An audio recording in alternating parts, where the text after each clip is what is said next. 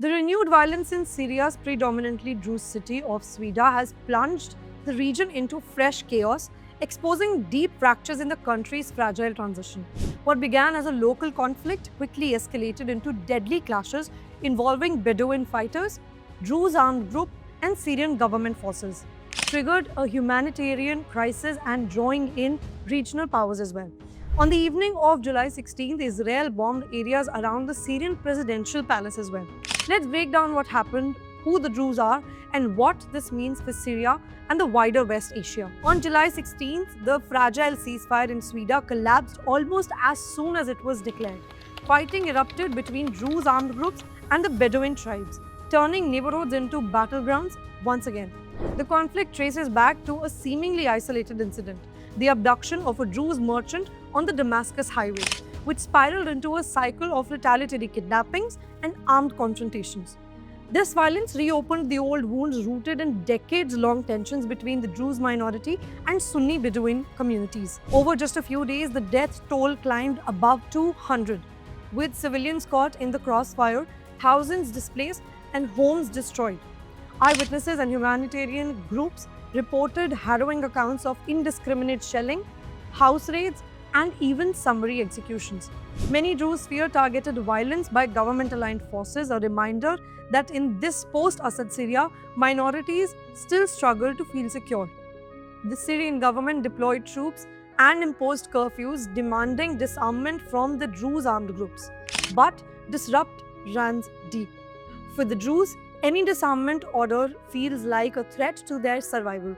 This mistrust has only fueled tensions, prolonging the conflict itself. So who exactly are the Druze? The Druze are a small but historically significant religious minority originating in the 11th century as an offshoot of Ismaili Shia Islam. Their faith blends unique elements of Christianity, Buddhism, and Hinduism, as well as concepts of philosophies from other religions. With a population of no more than 700,000, in Syria, most live in Sweden and the suburbs of Damascus, with communities also in Lebanon and Israel. They have long faced persecution in forms of violence, forced conversions, and systematic marginalization. To survive, the Druze developed a cautious approach, keeping local armed groups for self-defense and practicing religious in secrecy. They've often avoided confrontation with dominant powers, including Assad's regime or Sunni Islamist factions. But violence like what we see today directly threatens their autonomy and safety. Attempts to integrate the Druze through promises of local policing and end to forced recruitments in the armed forces have largely failed, caused by distrust in the government's ability to protect minority rights. The current violence in Sweden occurs against the backdrop of deep instability in post-Assad Syria.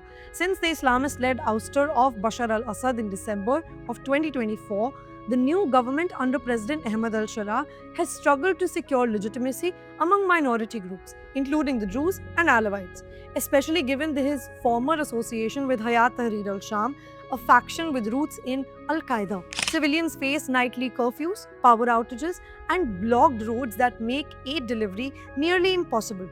People inside Sweden live in constant fear, trapped in their homes by violence outside.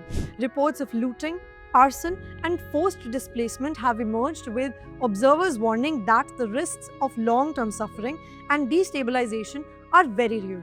The UN has condemned all violence against civilians and called for immediate de-escalation, reminding all parties of their responsibilities under international law.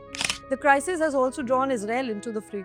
Between July 14th and 16th, Israel launched a series of airstrikes targeting Syrian government positions in and around Sweden. These strikes hit military convoys, tanks, and the Thala airbase, primarily aimed at Iranian-backed militias and Hezbollah-aligned forces. Israeli Defense Minister Israel Katz explained that these strikes are meant to protect the Druze minority, many of whom live in Israel, and to establish a buffer zone near border areas like the Golan Heights. So what does this mean for Syria?